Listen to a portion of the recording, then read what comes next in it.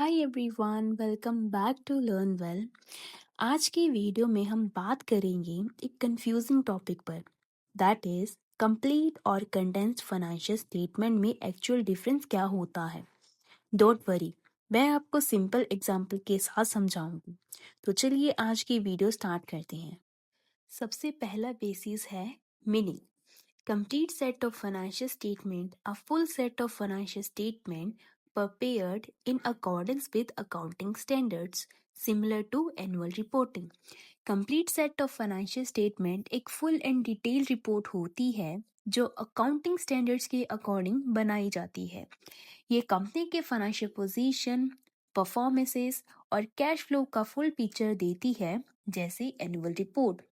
Condensed financial statement is a summarized version of financial statement showing the key information for interim period. Condensed financial statement एक short और summarized version होती है जिसमें सिर्फ main points और की figures दिखाए जाते हैं ताकि एक क्विक ओवरव्यू मिल जाए शॉर्ट पीरियड के लिए। Second basis is governing standards prepared as per the Indian Accounting Standard 1 or Accounting Standard 1 Presentation of Financial Statement। ये प्रिपेयर होती है as per the Indian accounting standard 1 या फिर accounting standard 1 presentation of financial statement के according. Whereas condensed financial statement prepared as per the Indian Accounting Standard 34 और accounting standard 25 interim financial report. ये prepare होती है as per the Indian accounting standard 34 या फिर accounting standard 25 के according. Complete set किसके according prepare होता है? इंडियन अकाउंटिंग स्टैंडर्ड 1 और अकाउंटिंग स्टैंडर्ड 1 के अकॉर्डिंग। और कंडेंस्ड किसके अकॉर्डिंग?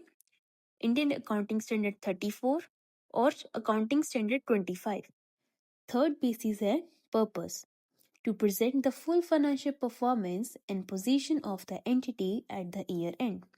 इसका पर्पस होता है पूरा फाइनेंशियल परफॉर्मेंस और पोजीशन शो करना एट द ईयर एंड ताकि यूजर्स कंपनी की फुल स्टोरी समझ सके। Whereas in condensed financial statement the purpose is to provide a brief and timely updates on the financial results for the shorter period, that is quarterly or half yearly। इसका purpose होता है एक brief और timely update देना on financial results for a shorter period, जैसे कि quarterly या फिर half yearly reports. Next basis है लेवल ऑफ डिटेल।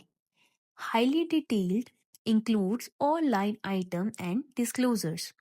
ये स्टेटमेंट हाईली डिटेल होती है, हर आइटम के लाइन बाय लाइन अमाउंट और फुल डिस्क्लोजर्स इंक्लूड होते हैं। Whereas condensed financial statement summarised होती है, सिर्फ मेजर लाइन आइटम और टोटल शो किया जाता है, डिटेल नोट्स नहीं होते हैं। Next basis is components. Components क्या है complete set of financial statements की? Number 1 statement of financial position, जिसे बैलेंस शीट कहा जाता है। Number 2 statement of profit and loss. Number 3 statement of changes in equity. Number 4 cash flow statement. And the number 5 is notes और accounting policies, जिसे कहते हैं notes to account. और condensed financial statement में क्या इंक्लूड होता है? इसके कंपोनेंट्स क्या हैं? सबसे पहला कंपोनेंट है condensed balance sheet, condensed profit and loss, condensed cash flow statement, condensed changes in equity और सिलेक्टेड एक्सप्लेनेटरी नोट्स होते हैं। इसमें ज़्यादा डिटेल एक्सप्लेनेटरी नोट्स नहीं होते हैं, सिलेक्टेड होते हैं। Next basis is disclosure.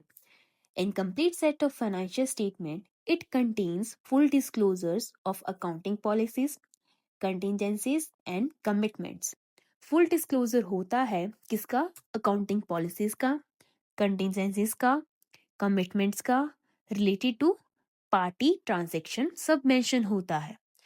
Whereas in condensed financial statement, it contains only selected explanatory notes on significant changes since the last annual report।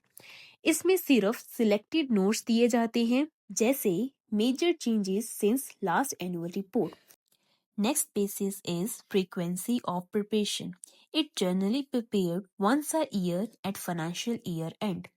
Normally ये ईयर में एक बार प्रिपेयर होती है, that is at the end of financial year, whereas condense financial statement ये frequently prepare होती है, जैसे कि क्वार्टरली या फिर हाफ ईयरली बेसिस पर. Our next basis is nature of audit. Complete set of financial statement usually audited by statutory auditors. Statutory auditors के द्वारा ऑडिट होती है. Fully audited statement होती है ये.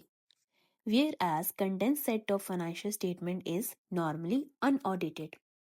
ये normally unaudited होती है, means कभी कभी limited reviews होते हैं इसके.